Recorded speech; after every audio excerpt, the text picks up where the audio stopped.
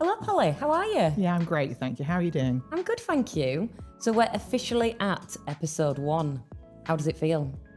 Well, who knows? Let's give it a go. So today we've got Stuart Haire, Group CEO of the Skipton Group with us. But before we invite him in, you've met Stuart before, haven't you? Yes, I've met him a couple of times. The first time I met him, I offended him because I thought he was from Edinburgh. Corrected me very, very quickly. He's Glaswegian. And second time, he just didn't stop talking. So I'm not sure how it's going to go, but, I'll leave that to you. It's funny that you've kind of summarised him quite well to say you've only met him twice. He does like to talk a lot.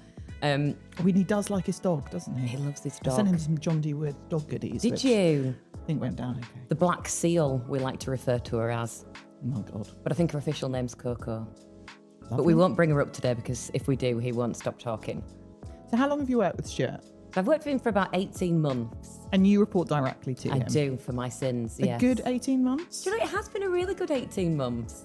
I think his positives are that he says what he means what he says, and I genuinely believe in his vision about bringing a whole host of different businesses together to collaborate where it can make a difference. And yeah, I can get behind that. It's a good place to be. Yeah, I reckon 20 so. years, last 18 months with Yeah. Stuart, so you're not complaining. Not just yet. The one thing I would change is his terrible Yorkshire accent. He definitely needs to work on that, but he can't win on all edges, can he? I guess not. Should we invite him in? Let's go for it.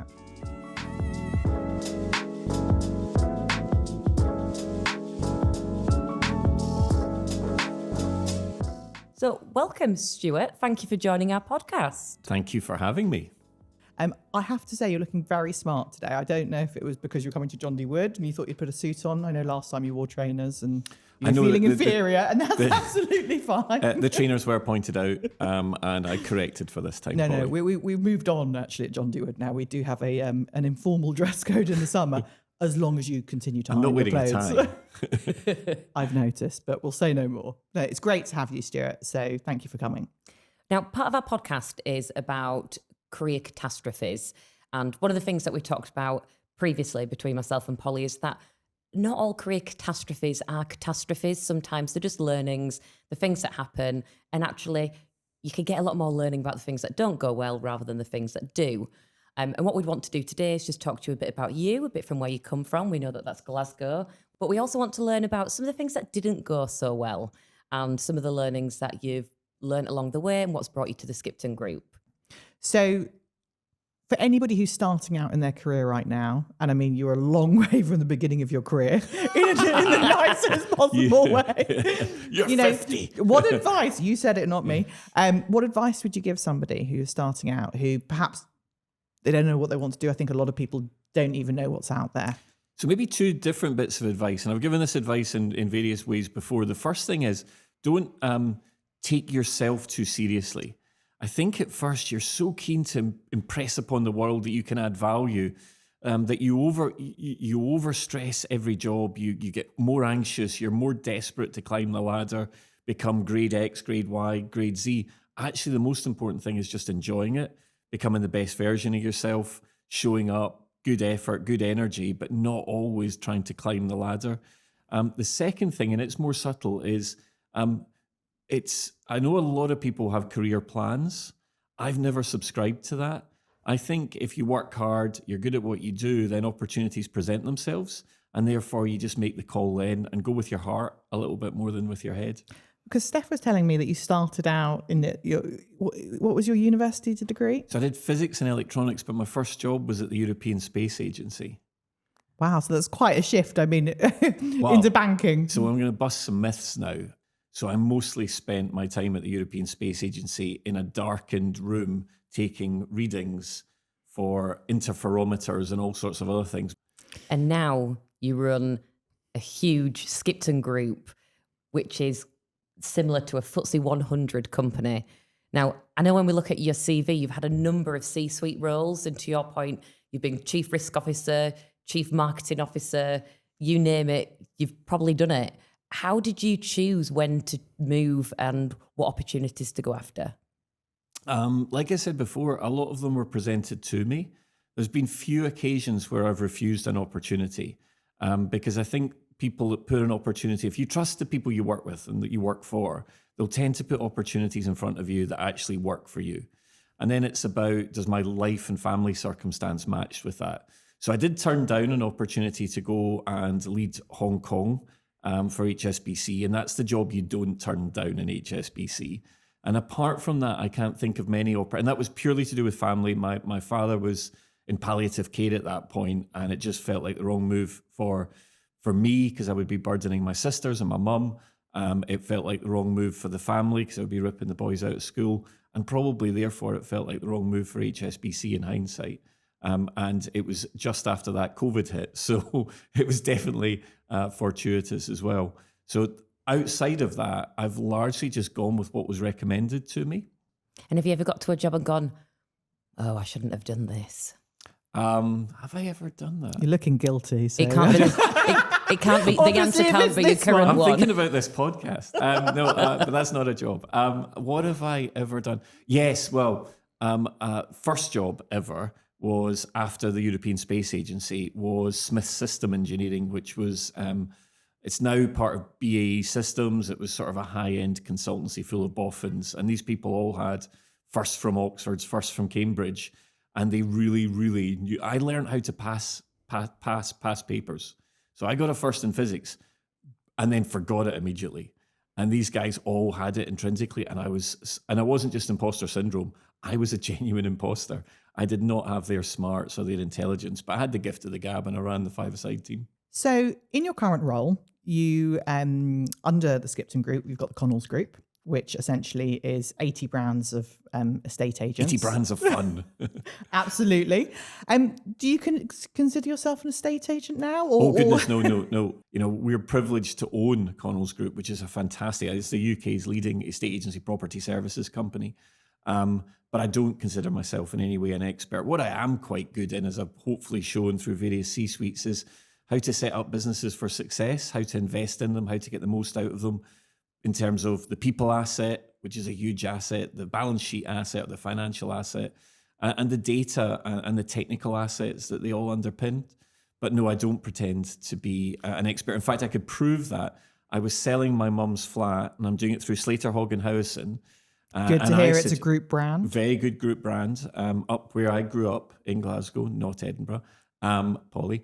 And I was little bit thinking I knew what I was talking about when I was talking about valuing the property. And the lead negotiator, or the person that I was dealing with, said, no, this is the number you need to go with, and you need to do offers over. And I went, oh, well. And it turns out that I got a bid way in excess of my expectations. And that's really the power. They know their market. They know how to, present a property, and they then know how to fulfill on it. And they are skills that I don't have.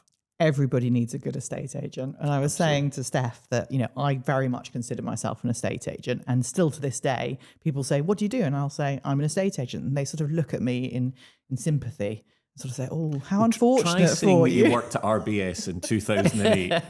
That was tough as well. But I just want to make sure, you understand that, being an estate agent, we get a bad rep sometimes. And I've seen the Netflix documentary. I haven't watched it yet, but, it's meant to be very good. So, but yeah, so the property business is one that is volatile. And particularly this year with an election. What is your sort of expectation of having a group, the Connells Group, which is, I think, a property business, you can have highs and lows, all dependent on sentiment and confidence. How do you find running a business like that different to some of the other groups, businesses you have in the group? Yeah, sure. So actually, they're very complementary. Let me explain why. Balance sheet businesses, which is where the Building Society fits in and Skipton International fit in, tend to have very strong revenue performance when interest rates are high. And that coincides with expensive mortgages, which coincides with a quiet time in the residential estate agency market. When interest rates come down, the annuity income from the balance sheet business becomes less, and the trading volumes, and therefore the revenues from the trading businesses, shoot up. So for me, there's a financial complement that they do to each other. More than that, and perhaps much more importantly than that, they've actually got complementary skills and cultures. in a balance sheet business, particularly in financial service sector, regulation is a very dominant role. And that's created a degree of fear and a degree of caution. You can't have fear and caution when you're selling people's houses. You need to be proud of what you do. You need to have that salesmanship, etc. And I think a sort of blend of cultures actually, particularly in the more senior management roles, actually helps quite a lot. So seeing opportunities for over time for talent moves between, I think, is a great opportunity as well. And then finally, the data that you get from selling in the UK 1 in 10 of the houses and letting out more than anyone else and doing surveys and valuation more than anyone else. The data you get from that can help you design mortgage products that can actually unlock housing opportunities for people where they would previously have thought those housing opportunities were closed to them. And that feels pretty good. I think that's an important point because the business that I work in is probably not indicative of the majority of the Connells Group. We operate in the prime markets in central London where many people have homes all over the world. But I have to ask you, what do you see Skipton doing in terms of supporting first-time buyers, young people onto the property market? And also, I suppose, for landlords who I think get a really bad deal right now. Can you give us any insight into some of the great deals that Skipton may be offering in the future? And it's less about deals per se, but it's more about making product available to people that otherwise wouldn't be able to buy a house. And let me explain that. So I remember myself and my wife, Fiona, we met at uni and we got our first property down in Putney. And it really stretched us. She was a lawyer, I was working in banking, and it really, really stretched us. And it was a 95% product from Woolwich, which I think is now part of Barclays. That's starting to age me. But up until then, we'd rented. We couldn't put a nail in the wall. We couldn't put a picture up. We had to ask permission for everything.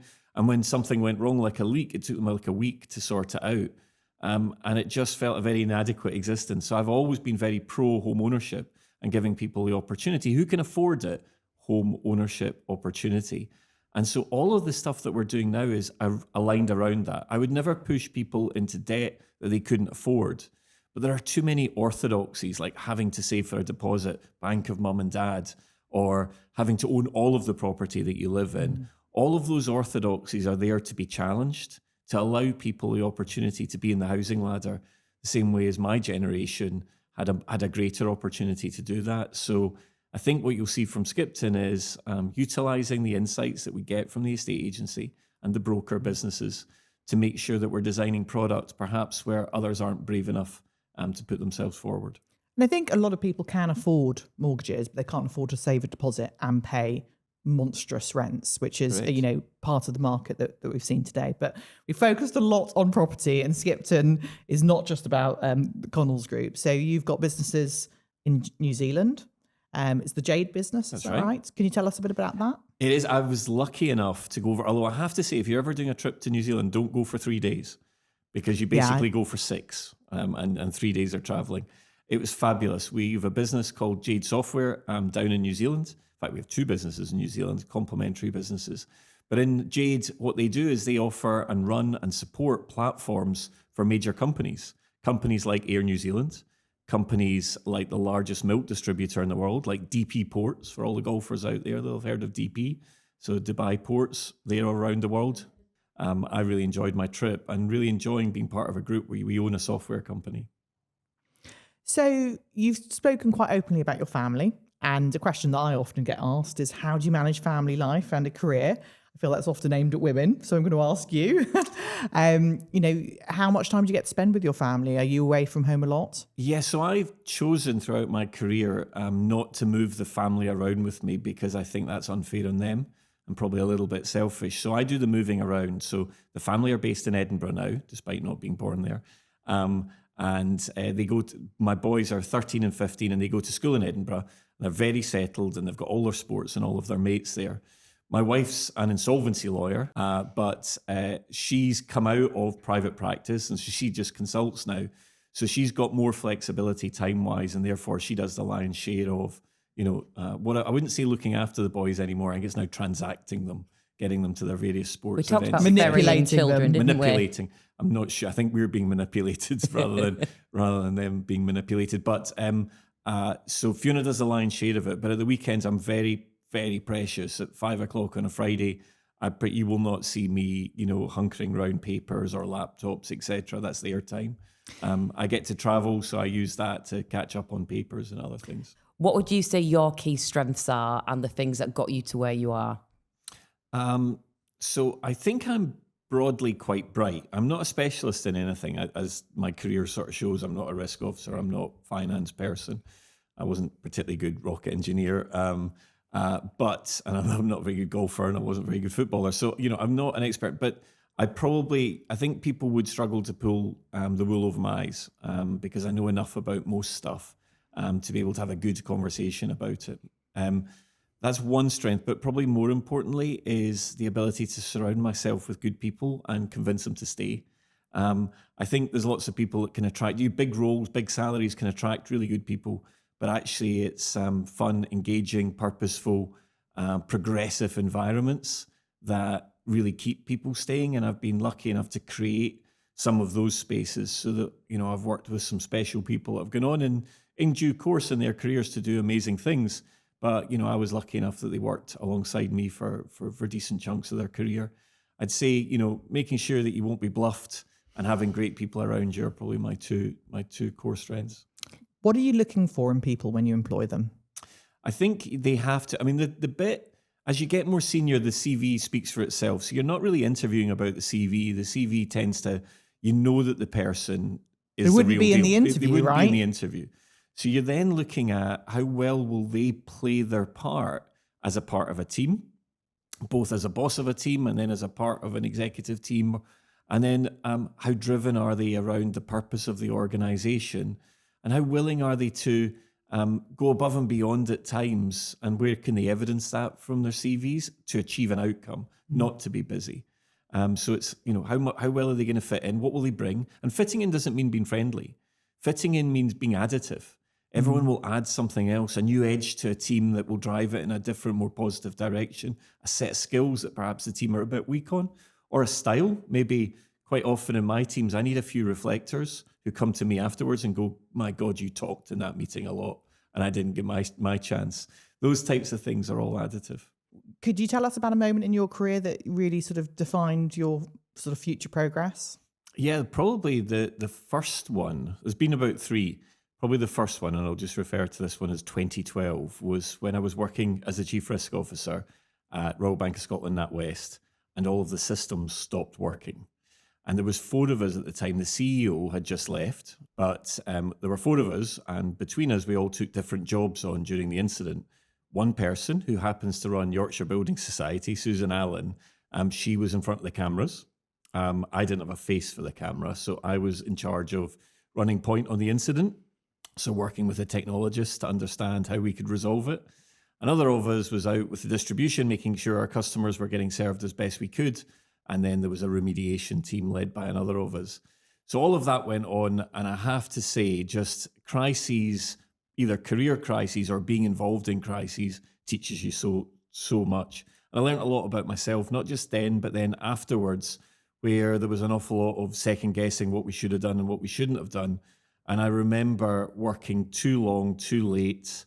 I had my second kid. My wife had the second kid. I was involved, but not as much as she was. And then I ended up not spending enough time with them, probably getting home a little bit too late. So that's why that is really memorable for me, because of the impact it had on me personally. I think hindsight's a wonderful thing. We can all look back at times and think, why didn't I do that? But I don't think unless anyone's in your position, in your shoes, experiencing all of the challenges all at the same time, that anybody's in a place to say, I could have done that better. It's really difficult to sort of share context with people. People will tell you, no matter how clearly you depict the scenario, about what you should have done differently. But unless you're there, unless you're inside someone's head, it's really difficult to rewire that moment. All of it is about learning. And all of these experiences, as you say, these catastrophes are actually amazing learning opportunities. And you survived it. And I've survived it, yeah. And Gregor, my youngest son, has forgiven me. And I'm interested to know, so with your sort of close colleagues at that point, did that bring you closer together? Yeah, there was a group who were more intimately involved in the incident. But actually, weirdly, that almost then became a sort of clique. So for others that weren't involved in the incident, they had a sort of fear of missing out. So there was almost a sort of a good side of it where we did get closer together, those that were really intimately involved in the incident. And then there was perhaps a downside effect where those that weren't, also senior, but they weren't as involved in it, felt like they were second tier to that which was going on. It's a fundamental trust that's built, isn't it? I think that it's something that you could never have predicted, but it brings you closer together, and then you know that you can rely on someone in a crisis. I'm still in touch with all four of them. Yeah. So what did you do next? What was your next catastrophe? Hopefully not immediately. It wasn't so much a catastrophe, it was a choice. So I mean, ultimately the catastrophe at RBS NatWest happened in 2007, 2008, but I'd only joined in 2006. So I didn't wear that too heavily, albeit it was my dad's bank and I was really keen to be part of fixing it going forwards. And we came to 2015 and I got a career opportunity to go to HSBC. And I had a sort of sense of sort of guilt that, you know, I was leaving before the job was done, but then got some advice from my father-in-law and said, when will the job be done? If this is the right thing for you, it's also the right thing for, you know, both companies. You'll become complacent if you ever think the job's done, because... Well, exactly. You know, the weird thing about the idea of the job becoming done is it starts to speak to your own ego, like you can fix every problem. You know, actually, you just have times and jobs, and if you leave it better than you got it, then perhaps someone else can take it on and make it better than the way you left it. And as long as you don't get too strung up on your own self-belief of your importance, then ultimately I think you know when the right exit point is. We were talking about that before, weren't we? That, you know, every day's got to be a learning Absolutely. day. And if it's not, then actually there's a real problem. And I think that if you think you've completed the job, then you're probably not the right person for the job anymore. Correct. Totally. So it was the right time for me to leave, and I ended up moving to HSBC. I was a little bit concerned because I know it's a big, complicated bank, but I was coming from a big, complicated bank, so maybe I had the skills to deal with it. But I then had a really great time setting up a new bank based in Birmingham, sort of ripping it out of London and moving it to Birmingham, getting new colleagues, new staff, and it was a fantastic experience. So there's one question that we're asking all of the people that are coming onto our series, and that is, what's the best thing you've either done or seen in an interview that you would give to somebody as advice? So I was warned about this question, so I'm actually going to turn it on its head. I'm going to tell you about the worst thing that I saw. Now, there was lots of bad things I've done, but the worst thing that I saw was there was a person. So British people are very good at lining up in queues. And if you go into somewhere like Pret, it isn't obvious where the queue is.